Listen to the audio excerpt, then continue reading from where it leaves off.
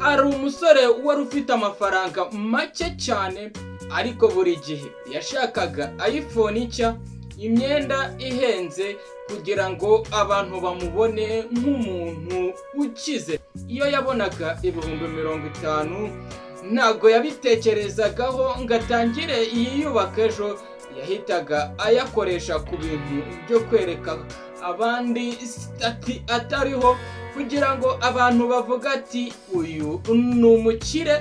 Ariko hari undi musore utari uzwi cyane, utari wambara ibintu bihenze cyane, benshi bamufataga nk'umuntu usanzwe, ariko buri kwezi yagendaga yubaka ubuzima bwe bucece, yabitsaga, yigaga, yakoraga poroje ntoya buri munsi. Nyuma y'umwaka umwe ubuzima bwe bwarahindutse ku buryo utabitekereza.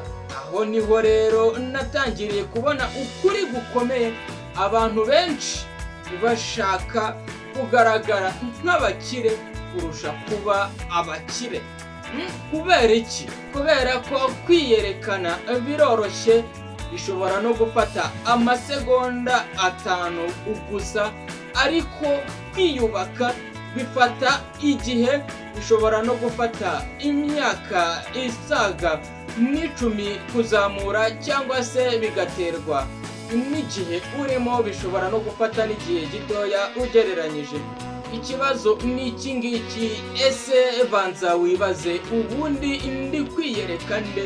Abantu bazakwibagirwa ejo, ariko ingaruka z'ibyo ukoresha uyu munsi zizakumaraho amezi menshi cyane, kuko bizagukurikirana uko byagenda kose. Wumva ibi, ureke ibinyoma abantu baba bakubeshya.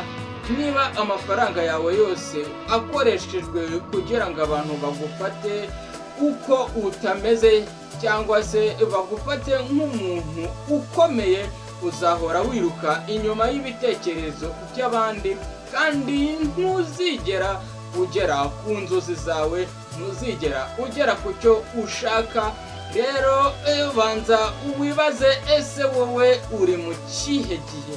Andika hasi muri komenti ati ubu ndi kwiyubaka.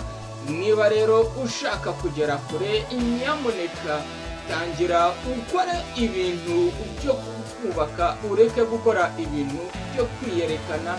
Iyi ni Venados Click Diaries.